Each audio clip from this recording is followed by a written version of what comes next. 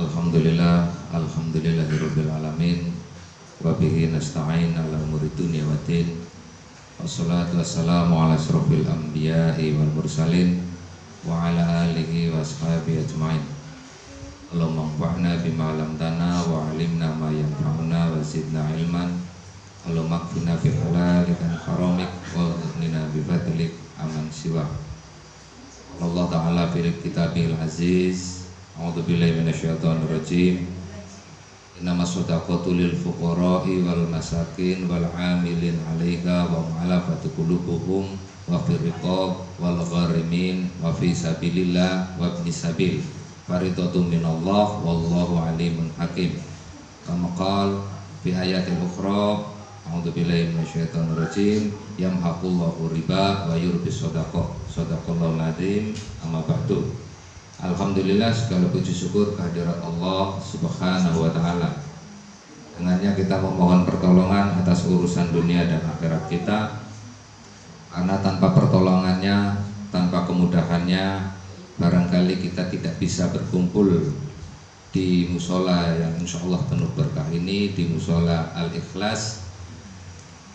Tanpa kemurahannya mungkin kita juga dalam kondisi bersusah payah, yang mungkin bisa jadi kita sehat namun tidak sempat, bisa jadi kita sempat kondisinya sedang kurang sehat, atau sudah kita miliki sehat dan sempat namun tidak memiliki iman dan Islam. Alhamdulillah min dzalik.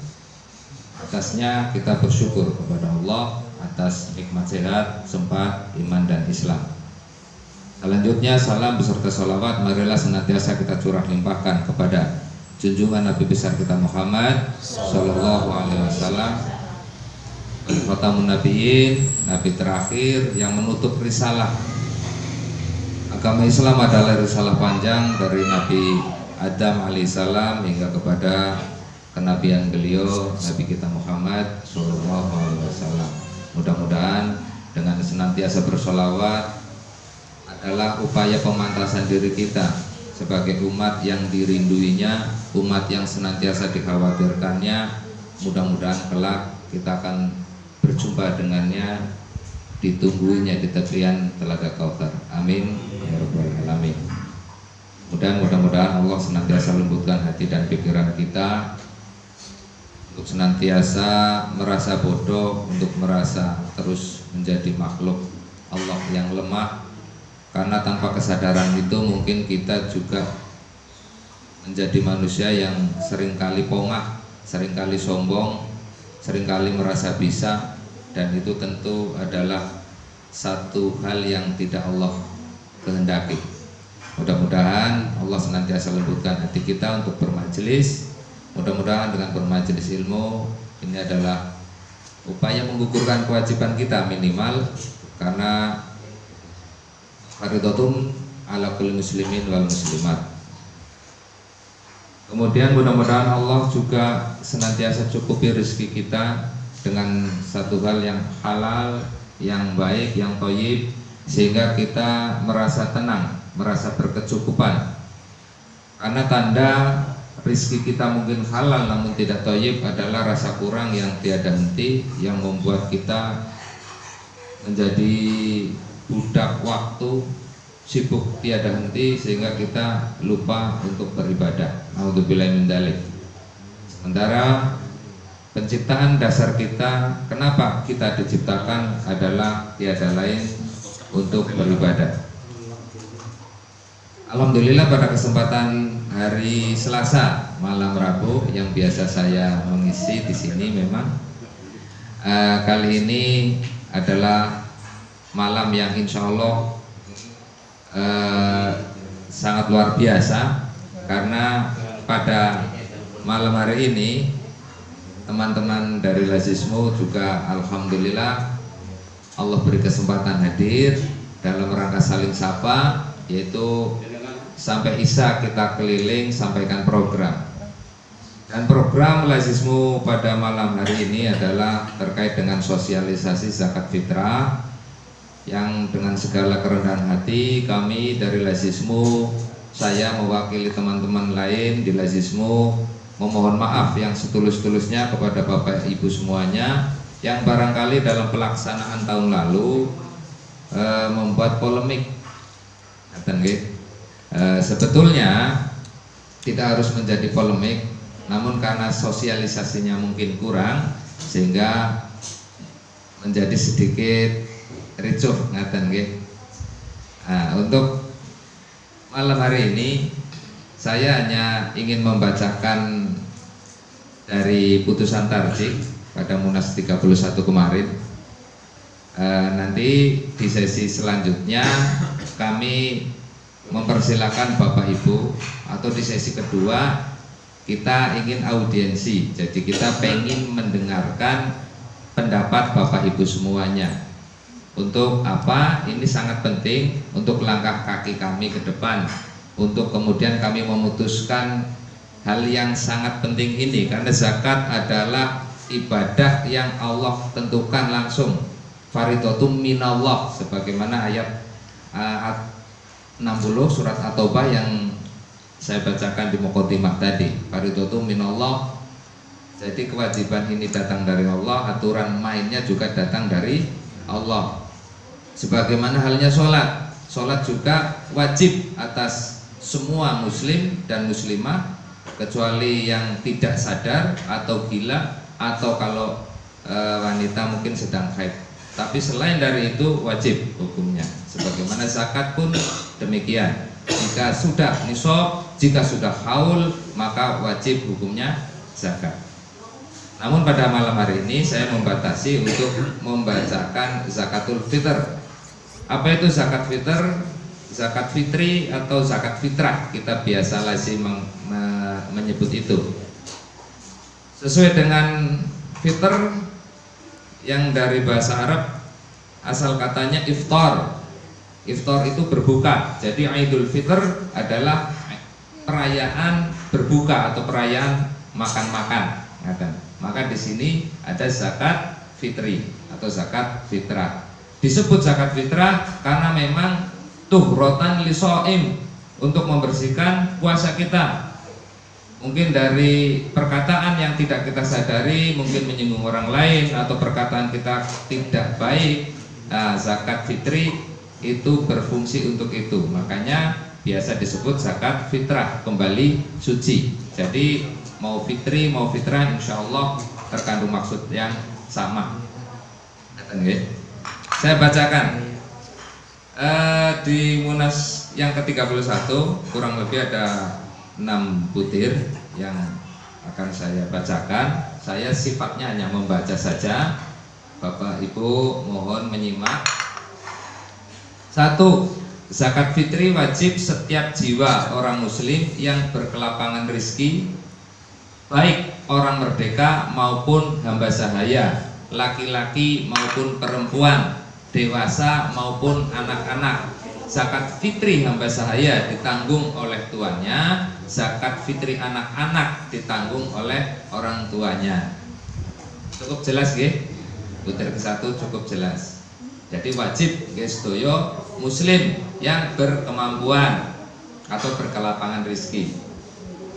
Yang kedua, zakat fitri dibayarkan selambat-lambatnya sebelum berangkat sholat Idul Fitri. Oke, insya Allah ini juga sudah kita lakukan. Kemudian yang ketiga, di butir yang ketiga ada poin A dan poin B. Saya bacakan. Butir ketiga, jatuh tempo zakat fitri adalah pada saat terbenamnya matahari pada hari terakhir Ramadan. Jadi hari terakhir sederenge matahari terbenam, okay?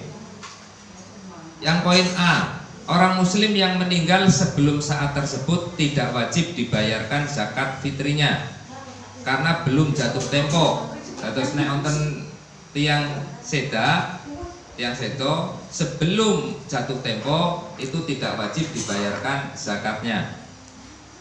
Kemudian anak yang lahir sesudah terbenamnya matahari, pas kita berbuka puasa terakhir niko dilalai plekeh ya ngaten niko, lah bayi ini juga tidak wajib untuk membayar zakat atau dibayarkan zakatnya. Kemudian yang poin B, Sebaliknya, orang yang meninggal sesudah terbenam matahari hari terakhir Ramadan dan orang masuk Islam atau anak yang lahir sebelum terbenam matahari hari terakhir Ramadan wajib membayar atau dibayarkan zakat fitrinya. Jadi di poin B adalah kebalikan dari yang A tadi.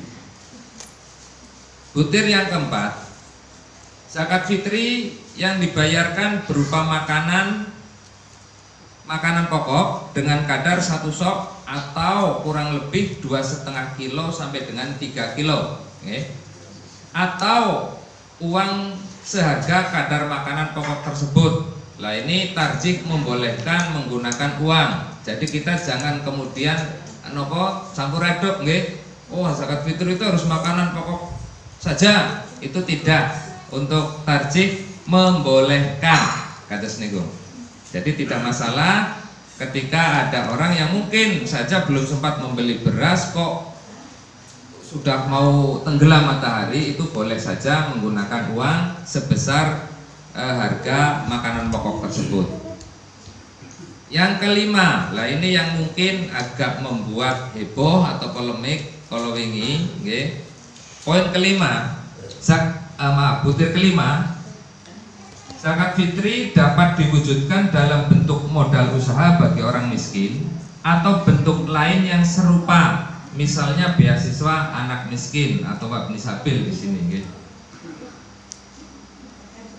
Nah ini perlu saya sampaikan di poin kelima, Majelis Tarjih membolehkan distribusi zakatul fitr itu sepanjang tahun. Nah ini yang mungkin memancing kehebohan. Karena pendapat kita zakat fitri itu harus dibagikan ke fakir miskin langsung hari itu juga, karena kalau lewat dari Idul Fitri dianggap sedekah biasa. Kekhawatiran kita kan begitu, nggih.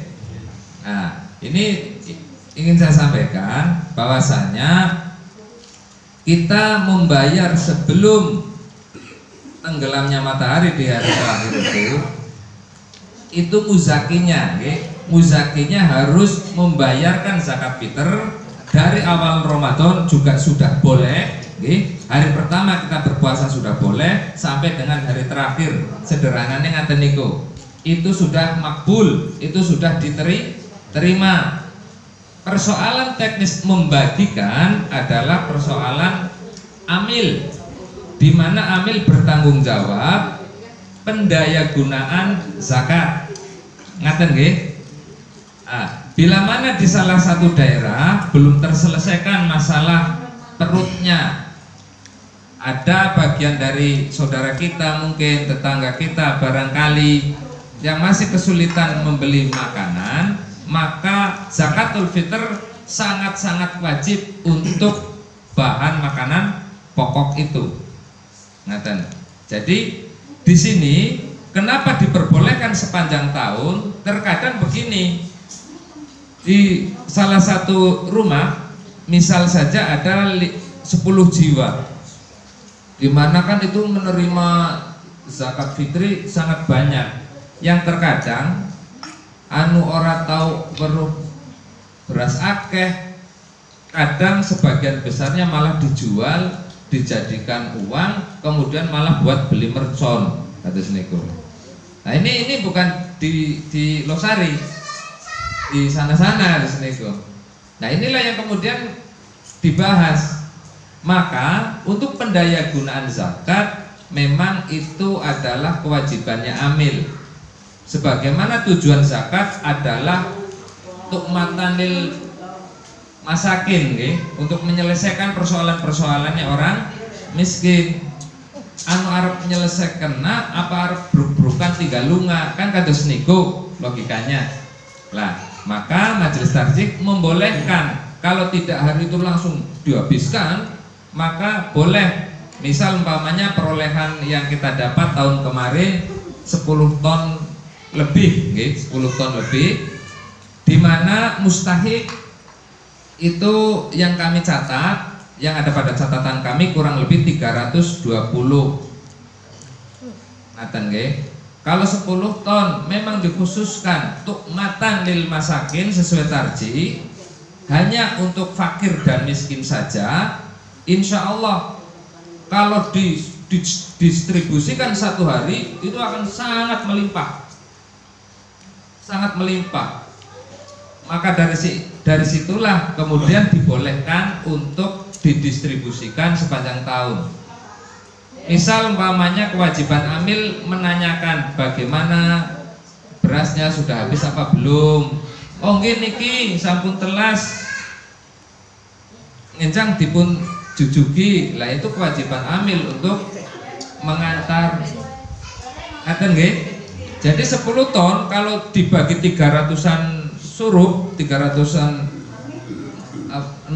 mustahik, insya Allah itu bisa bertahan sampai dengan 9 bulan.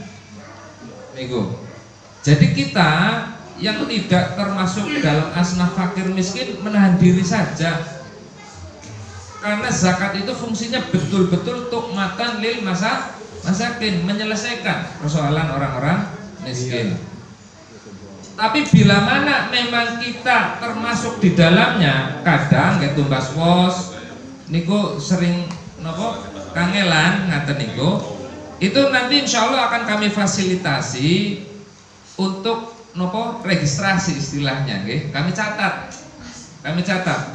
karena pengalaman kami di beberapa musola sebelumnya, Mas iki kan orang anak wong miskin, katanya begitu. Lah bagaimana nggak ada orang miskin? Memang mungkin sulit membedakan orang miskin zaman dulu dengan sekarang karena temboknya dur-dur, okay? Tapi juga tidak bisa kemudian kita menutup telinga ketika ada aduan, ada laporan, Mas, kae si A, siki seorang yang kerja, mereka bojone lara sakit parah, yang kemudian dia harus nungguin istrinya atau suaminya begitu, sehingga tidak bisa bekerja. Secara otomatis karena tidak bekerja maka tidak punya penghasilan. Kalau tidak kerja dan tidak punya penghasilan, asnaf nopo? Fakir. Okay. Miskin itu ada pekerjaan nih jauh dari cukup. Dados fakir miskin nggih kirang langkung nggih sami mawon niku. Lah maka dengan zakat fitrah mudah-mudahan masalah seperti ini terselesaikan. Sebelum saya lanjutkan ke butir ke-6, saya ingin menyampaikan satu kisah dari Umar bin Khattab, kisah pendek saja. Betapa zakat itu betul-betul mengangkat orang-orang miskin. Satu ketika Mu'ad bin Jabal waktu itu ketika Umar menjadi khalifah, beliau menjabat gubernur di Yaman yang kurang lebih kalau hitungan kilo cukup jauh, saya tidak tahu persis jaraknya dari Yaman ke Madinah, tapi yang jelas cukup jauh. Beliau membawa zakat cukup banyak untuk disetorkan kepada Khalifah Umar. Umar bin Khattab bukan senang, sebaliknya beliau sangat marah terhadap Mu'ad. Beliau menyampaikan, bukankah zakatmu adalah untuk memampukan masyarakat kamu di Yaman sana? Kenapa engkau bawa ke sini, ke Madinah? Yang disampaikan Mu'ad bin Jabal adalah pernyataan Umar sendiri. Bukankah zakat itu untuk memampukan? Begitu. Apa yang kau sampaikan? Demikian pula yang terjadi di masyarakat Yaman. Ketika zakat diberlakukan, alhamdulillah masyarakat Yaman sebagian sudah mulai mampu. Dan ini sepertiga zakat ini betul-betul sudah merupakan sisanya, sisa yang dibagikan. Jadi setelah selesai dibagikan tersisa sepertiga, sepertiga itulah yang kemudian disampaikan ke khalifah sebagai pimpinan pusatnya gitu, khalifah. Tahun berikutnya kejadian berulang lagi dan bahkan lebih banyak. Umar marah lagi. Kenapa engkau bawa zakat orang Yaman ke Madinah? Umar memang khalifah yang sangat khawatir bila mana rakyatnya kelaparan. Jadi Umar juga memang punya sikap yang sangat tegas. Beliau marah lagi di saat itu.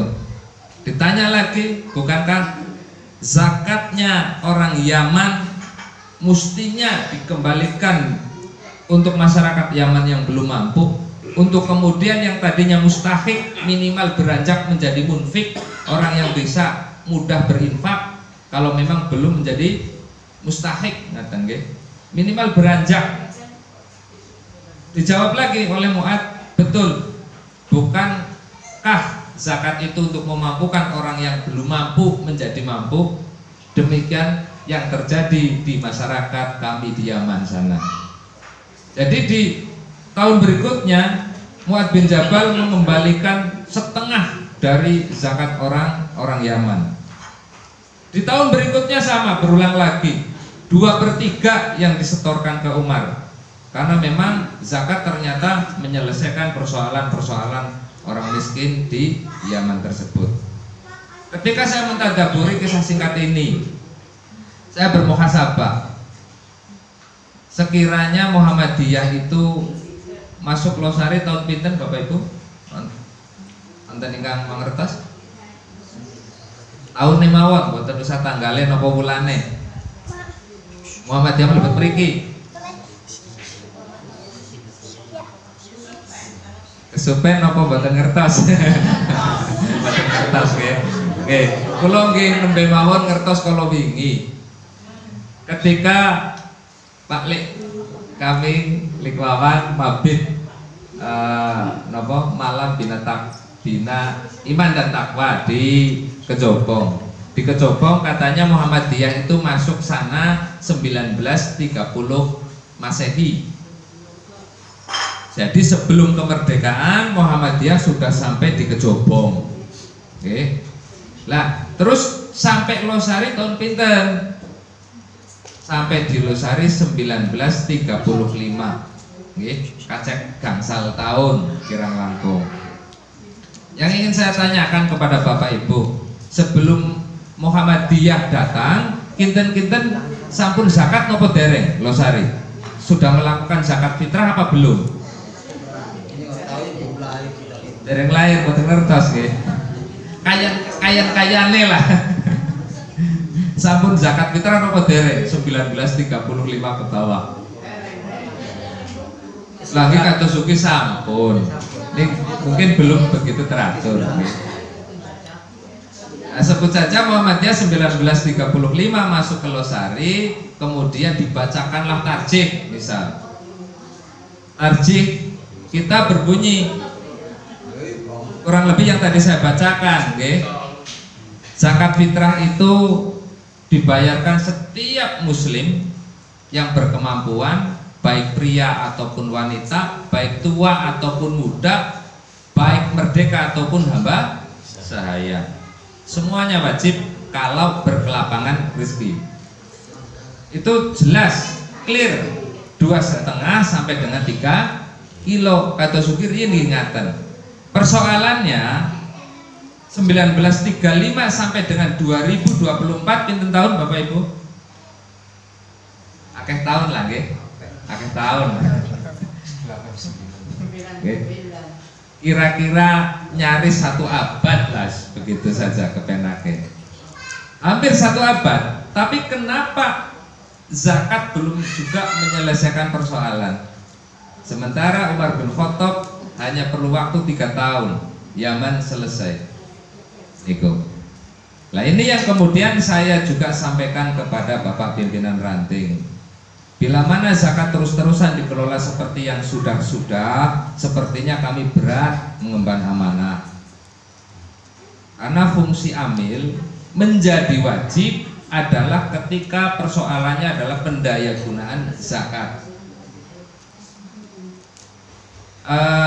Di Siapa itu Amil, sebuah buku yang sangat bagus yang dikeluarkan oleh Rumah Fikih Indonesia. Di sana disebut amil di posisi zakat itu wajib nopo mboten. Ada 2 pendapat. Amil tidak wajib ketika misal sedinten dikempalaken sedinten ugi langsung dibiak rampung niku amil mboten wajib. Nggih, tidak harus ada amil, mboten wajib wonten amil, cukup panitia zakat. Paham niki nggih? Jadi kalau sifatnya bukan pendaya gunaan zakat, sing anu dikumpulna paling sedina sing turah-turah waktu, di hari itu juga bisa langsung dibagikan gitu si turah waktu, tidak usah angkat amil, tidak apa-apa, cekap panitia zakat.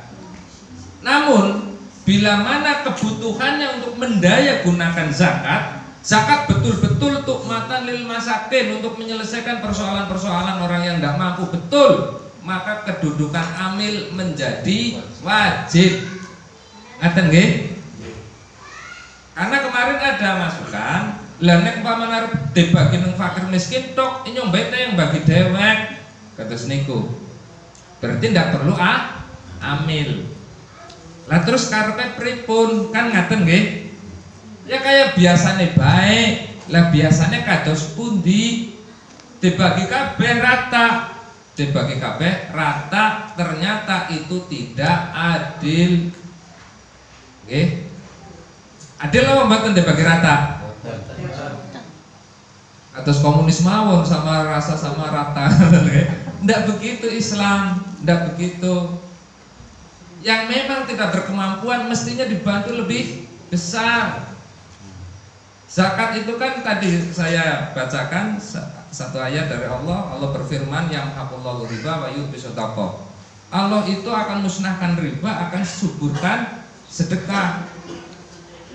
Ketika saya mencoba menerjemahkan apa itu subur, subur itu kan menggemburkan tanah bahkan yang gersang sekalipun, yang keras sekalipun, ngaten. Jadi insya Allah kita yang Allah bukakan rizkinya, Allah bukakan hatinya untuk bersedekah, untuk berzakat. Ketika memang udah sampai ke hati, hati kita lembut, hati kita gembur, subur, mudah tersentuh. Tapi berhati-hatilah kita bila mana, mohon maaf, rasa kurang kita terus saja menambah, terus tambah. Hati kita kemudian menjadi keras, mungkin ada yang salah dengan sedekah kita. Hati kita makin keras, makin kurang saja, mungkin saja ada yang salah dengan zakat kita. Saya bermuhasabah seperti itu.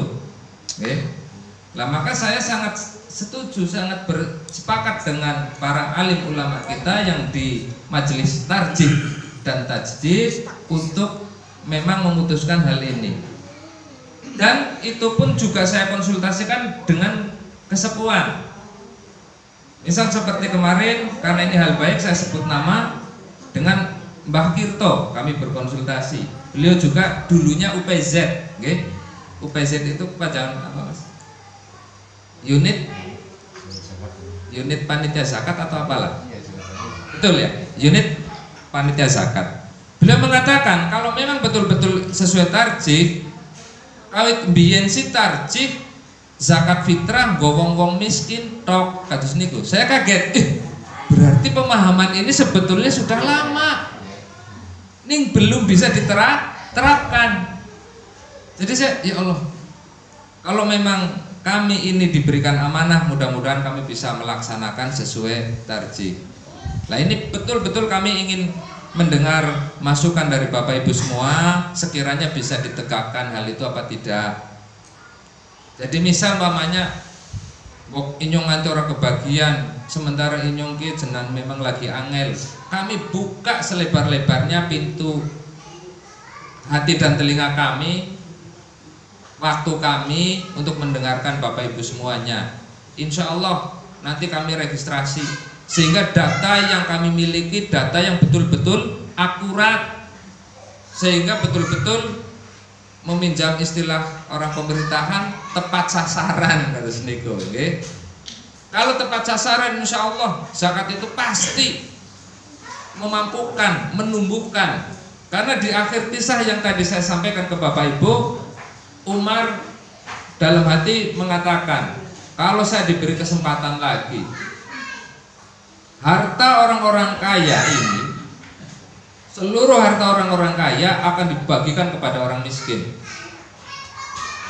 Karena selalu saja kembalinya tumbuh lebih besar lagi, lebih besar lagi. Bukan kemudian yang berzakat jadi hartanya kurang terus kemudian jadi, mohon maaf, jatuh miskin. Tidak, ternyata ketika didistribusikan ke strata bawah itu naik lagi hartanya dan bahkan tambah. Ngaten. Maka Umar dalam hatinya mengatakan demikian. Ngaten nggih? Lah ini mungkin kita yang belum begitu yakin zakat itu menumbuhkan harta kita. Mungkin kita yang berzakat ini belum terlalu yakin bahwasanya zakat akan menyelesaikan persoalan-persoalan kita. Maka yang perlu kita gali hari ini adalah keimanan kita. Yakin saja Bunyal Islam ala khamsin. Dibangunnya Islam itu karena 5 landasan, okay? Syahadat, sholat, zakat, puasa, haji. Ketika itu betul-betul diwajibkan oleh Allah, itu pasti baik untuk kita. Tinggal kita keyakinannya terus diperbaiki saja. Ngaten nggih? Nah, itu yang bisa saya tambahkan. Kemudian saya lanjut di butir ke-6-nya. Di butir ke-6, zakat fitri berfungsi untuk mensucikan jiwa. Oke, tadi sudah saya sampaikan di depan, mensucikan jiwa orang-orang yang berpuasa dan untuk dinikmati orang yang berhak menerima zakat fitri, yaitu fakir dan miskin. Di sini betul-betul disebut fakir dan miskin. Kalau Bapak Ibu ingin teks tarjihnya bisa saya bacakan. Perlu saya bacakan atau tidak? Baca nggih? Bismillah, mudah-mudahan saya bisa membaca mboten nggih sambung lagi.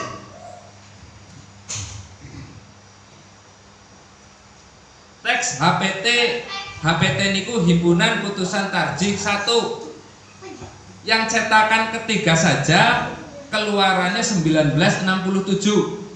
Nggih. 1967. Kalau HPT yang 1 saya tidak tahu, cetakan yang ke-1 itu tahun berapa saya tidak tahu. Tapi yang jelas cetakan ketiga saja itu 1967. Saya belum lahir, zakat fitri sudah diputuskan untuk fuqara wal masakin. Saya tidak tahu mengapa di Losari masih di biak rata kabeh. Saya tidak tahu. Oke, saya bacakan teks HPT satunya. Ala mustahiqiha athamaniyah al-madhkurah. Terkait dengan mustahiknya, orang-orang yang berhak menerimanya itu thamani 8 thamaniyah madhkurah. Jadi 8 asnaf yang terjelaskan, terdefinisikan atau disebut. Fi qaulihi ta'ala, seperti yang disebut oleh Allah Subhanahu wa taala. Inama shadaqal lil fuqara wal masakin wal amilin 'alaiha wa mu'allafatu qulubuhum wa fir riqab wal gharimin wa fi sabilillah wa ibni sabil. Di At-Taubah ayat 60. Jadi jelas zakat itu peruntukannya untuk yang 8 asnaf itu. Illa zakatal fitr, kecuali zakat fitrah. Fasrifiha alal fuqara wal masakin. Bunyi tarjihnya seperti itu, kecuali zakat fitrah pentasarufannya atau pembelanjaannya khususon lil fuqara wal masakin. Nah, ini tarjih 1. Kalau tarjih yang saya punya, bukan punya saya juga, punya masjid, itu cetakan ketiga 1967. Berarti kedai itu yang Losari sampun ngertos zakat itu hanya khusus untuk fakir dan miskin. Ini harus saya sampaikan, mungkin tidak mengenakan bagi yang mendukung seperti yang lalu-lalu, namun karena ini kebenaran saya harus sampaikan. Ngaten nggih? Kemarin ada memang yang bertanya, "Lah Mas, kalau emangnya kalau yang seperti kemarin salah begitu?" Saya jawab tidak salah. Kalau mau dibagikan ke 8 asnaf tidak salah. Yang salah yang tidak masuk 8 asnaf melu-melu bae njaluk. Ngaten nggih? Kalau dibagikan ke 8 asnaf, Syafi'i itu membolehkan. Ngaten nggih? kalau dibiak memang biak dibagi kabeh rata rampung, kok memang ke-8 asnaf maka boleh, maka sah. Yang tidak boleh, yang tidak sah, kita yang tidak di dalam 8 asnaf ini kok ya ikut-ikutan minta, niku ingkang salah. Paham nggih Bapak Ibu nggih? Mohon maaf ini barangkali kurang nyaman terdengar nggih, tapi demi tegaknya syariat mudah-mudahan Allah senantiasa lembutkan hati kita. Demikian yang bisa saya sampaikan. Mohon maaf segala kekurangan. Nanti sesi 1 saya tutup, yang kemudian kami ingin mendengarkan pendapat Bapak Ibu semuanya, karena tentu hal ini sangat-sangat tidak nyaman, karena sudah merupakan tradisi nggih. Wong Tarji sekali lagi 1967 saja sudah menyebutkan teksnya seperti ini, kok kita masih terus saja sampai 2024 nggih. Kan ini apa nggih, ketidaktepatan yang mentradisi. Saya paham betul pasti ini nggak nyaman, nggak enak. Maka dari itu kami mohon maaf yang setulus-tulusnya kepada Bapak Ibu semuanya.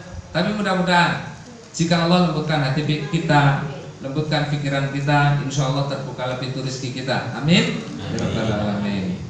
Mungkin itu yang bisa saya sampaikan. Sesi kedua nanti kita lebih santai saja, nggih. Mboten usah, mboten kepenak, mboten usah engko Mas Agung tersinggung, mboten. Ini lembaga, tidak ada urusan dengan pribadi saya. Kalau memang setuju alhamdulillah, tidak setuju juga tidak masalah. Jadi kami hanya menyampaikan sifatnya. Jadi yang nyaman saja, santai saja. Makanya Bapak Ibu silakan berpendapat.